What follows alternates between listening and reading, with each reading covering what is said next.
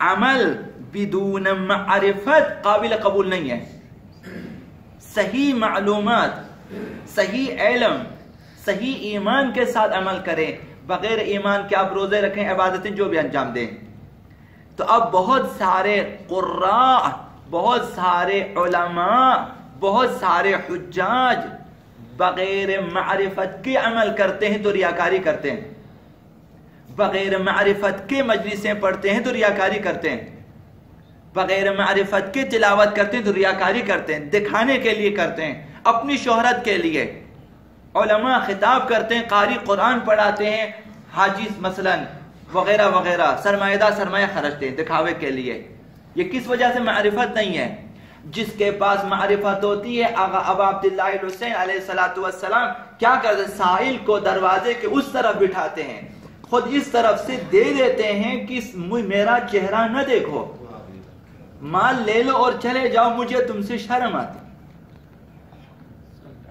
یہ کس لیے؟ یہ معرفت کی کہ میں نے خدا کی راہ میں دی، حتیٰ سائل بھی مجھے نہ دیکھے. یہ ہوتی ہے معرفت. نہ ان کہ آپ اگر چند روپیے، چند پیسے، کچھ چیزیں اگر آپ دینا چاہتے ہیں تو آپ تمام میڈیا والوں کو بلائیں کہ اس کی تصویر لے لیں، پوری دنیا میں نشر ہونی چاہیے کہ میں نے مثلا 1 تھیلی آٹے کی دی ہے. یعنی چاہیے ریاکاری.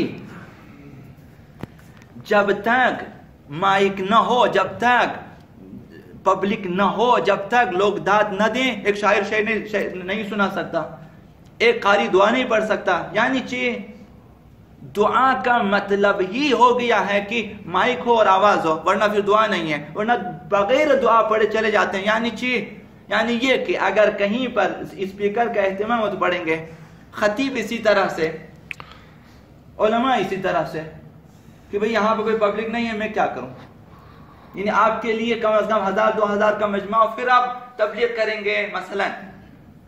یہ کس وجہ سے؟ معرفت نہ ہونے کی وجہ. تو ایسے اعمال جو بغیر معرفت کے انجام دیتے ہیں خداوند متعال قبول نہیں کرتا. آقا امام صادق علیہ السلام ارشاد فرماتے ہیں لا يقبل الله عملا الا بمعرفت. خداوند بغیر معرفت کے کوئی عمل قبول نہیں کرتا.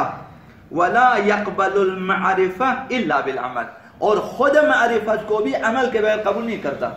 عقیدہ بنا لیا آپ نے، اعتقاد آپ نے مضبوط کیا، توحید، رسالت، نبوت، امامت، اگر عمل نہیں کرتے خداوند اس معرفت کو قبول نہیں کرتا، اس عقیدے کو قبول نہیں کرتا. تو معرفت بغیر عمل، عمل بغیر معرفت خداوند متعال کے ہاں قبول نہیں ہے. فمن عرف دلته المعرفت علی العمل. جو شخص معرفت حاصل کرتا ہے، وہی معرفت، وہی ایمان، وہی نور بصیرت اسے دعوت دے دیتا ہے عمل کی طرف. یہ دلیل ہے کہ اس کے پاس صحیح معرفت ہے، جو کہ عمل کے لیے دوڑ کے آتا ہے، وہ چاہتا ہے کہ عمل کریں. یہی صحیح معرفت کی دلیل ہے. فمن عرف دلته المعرفت علی العمل ومن لم يعمل فلا معرفت له. اگر کوئی شخص ایسا ہے کہ عمل نہیں کرتا، صرف کہتا کہ میں جانتا ہوں، فرمایا کہ فلا معرفت له، پھر اس کی کوئی معرفت ہی نہیں ہے.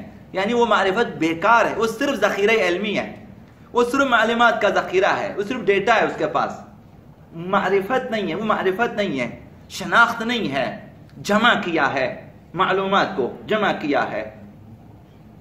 جس طرح آپ کسی روبوٹ کی مثال لیں، اس کو آپ نے اس کے حافظے میں یا اس کے ہارڈ ڈسک میں آپ سارا قرآن ڈال دیں، وہ پڑھتا رہتا ہے، عمل نہیں کر سکتا، اس کے پاس صرف ڈیٹا ہے. تو بہت سارے انسان اس قسم کے ہیں کہ وہ علمی لحاظ سے بہت زیادہ علم رکھتے ہیں، یعنی ڈیٹا ہے، روبوٹ کی طرح، کمپیوٹر کی طرح، ہارڈ ڈسک کی طرح حافظے میں ہے، لیکن عمل نہیں کرتا. صحیح معرفت وہ ہے جو عمل کی دعوت دے اور انسان کو عمل کے لیے بے قرار کر دے. قائد شہید کے بارے میں آپ پڑھیں گے کہ جہاں بھی رات کو آپ 2 بجے 3 بجے 4 بجے آخری پہر بھی آپ سلا دیں، سونے نہ دیں، ان کی نماز شب ترک نہیں ہوتی تھی. صحرا میں جائیں، جہاں بھی جائیں، ان کی نماز شب ترک نہیں ہوتی تھی. وجہ کیا ہے؟ وجہ یہ ہے کہ انہوں نے وہاں تربیت حاصل کی جہاں سے صحیح معرفت ملتی تھی۔ امام راحل کی شاگردی کا یہ سبب تھا کہ صحیح نوران۔ ابھی اس کے بعد بہت سارے قائدین آتے گئے، آپ نے دیکھا عمل میں ان کے پائے کے نہیں ہے، عمل ان کی طرح میں کیوں نہیں ہے کہ صحیح معرفت نہیں ملی۔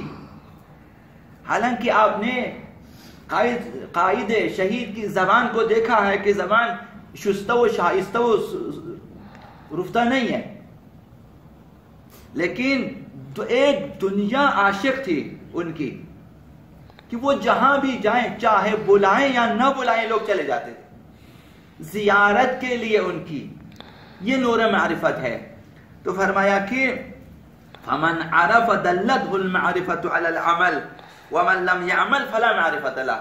جب ایک شخص، ایک عالم، ایک خطیب، ایک قاری، ایک حاجی، ایک مؤمن، ایک متدین، ایک شیعہ، ایک عزادار عمل نہیں کرتا تو جان لیں کہ اس کے پاس معرفت ہی نہیں ہے۔ اگر وہ کہیں کہ میں نے اتنا علم حاصل کیا، صرف ڈیٹا جمع کیا، ذخیرہ علمی ہے، تو فائدہ نہیں ہے۔ امام صلی اللہ علیہ وسلم نے فرمایا کہ ان الایمان بعضه من بعض، ایمان میں اضافہ ایمان کی وجہ سے ہوتا ہے۔ جب آپ پہلے درست علم معرفت حاصل کریں، ایمان حاصل کریں، آپ کے ایمان میں اضافہ ہوتا جاتا ہے، اضافہ ہوتا جائے گا۔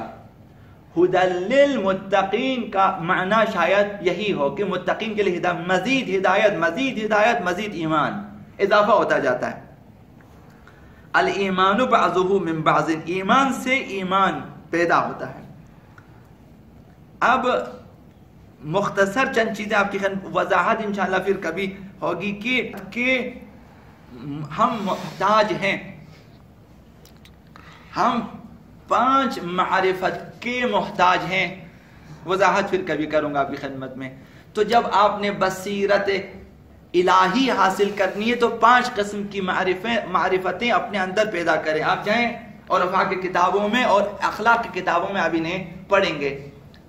معرفت المبدئی، یہ پہلی معرفت ہے، اور معرفت منتہا و معاد، یہ دوسری معرفت ہے۔ معرفت المقصد آپ کہیں، معرفت المسیر، راستے کی معرفت، معرفت الرفیق کہ دوستوں کی معرفت کی راہ ہے الہی میں، صراط مستقیم میں آپ کے رفیق کون ہیں، اس کی معرفت العدو۔ یہ 5 معرفتیں۔ کہاں سے سفر کا آغاز کریں، یہ معرفت ہونی چاہیے سیر و سلوک میں، عمل بشریت میں، یعنی کہاں سے میں سفر شروع کروں، یہ ایک معرفت ہونی چاہیے۔ سر آپ سفر کرنا چاہیں، یہ سفر ہے یعنی سیر، سفر میں 5 معرفتیں چاہیے کہ میں نے کہاں سے سفر کا آغاز کرنا ہے اور کہاں تک جانا ہے، معرفت المقصد، اور راستہ کون سا، کس راستے پہ جانا ہے، معرفت الطریق یا معرفت المسیر، اور پھر میرے ساتھی کون ہیں، کن کے ساتھ سفر کرنا ہے، معرفت الرفیق، اور راستے میں دشمن، رکاوٹیں، موانع کیا ہیں، یہ 5 معرفتیں چاہیے۔ اب وضاحت رہے، معرفت المبدا پتہ ہے کہ ہمارا آغاز کہاں سے ہے، معرفت المبدا خود ہے، انسان اپنے نفس سے آغاز کریں گے، عمل کا آغاز اپنی ذات سے ہے، سیر و سلوک کا آغاز اپنی ذات سے، نقطۂ آغاز خود انسان ہے، یہاں سے اپنی ذات سے ٹھیک ہونا شروع کر دیں، عمل کرنا شروع کر دیں۔ معرفت المقصد کیا ہے، وَإِنَّ إِلَىٰ رَبِّكَ الْمُنْتَهَىٰ، معرفت مقصد یعنی خدا، اِنَّكَ كَادِحٌ إِلَىٰ رَبِّكَ قَدْحًا فَمُلَاقِيهِ، ہم وہاں تو معرفت الطریق یا معرفت المسیر، راستہ کون سا ہے، صراط مستقیم، اہدنا الصراط المستقیم، کہ ہمیں سیدھے راستہ کیا ہے، یہی شریعت مقدسہ اسلام، یہی قوانین شرعیہ ہیں، یہی احکام شرعیہ، یہی طریقہ ہے، صراط مستقیم یہی ہے۔ اور معرفت الرفیق کیا ہے، صراط الذین انعمت علیہم، جن پر خداوند متعال نے نعمتیں نازل کی ہیں، من الشہداء والانبیاء والشہداء والصالحین وحسن اولئک رفیقا، خدا متعال نے فرمایا کہ یہی شہداء، انبیاء، اولیاء، خداوند، ائمہ اطہار، اہل بیت بہترین رفیق ہیں۔ علیہ السلام آپ کی نصرت کریں گے، آپ کی مدد کریں گے، آپ کے ہاتھ تھامیں گے۔ اہل بیت اس قسم کے ہیں، اہل بیت کبھی تنہا نہیں چھوڑتے.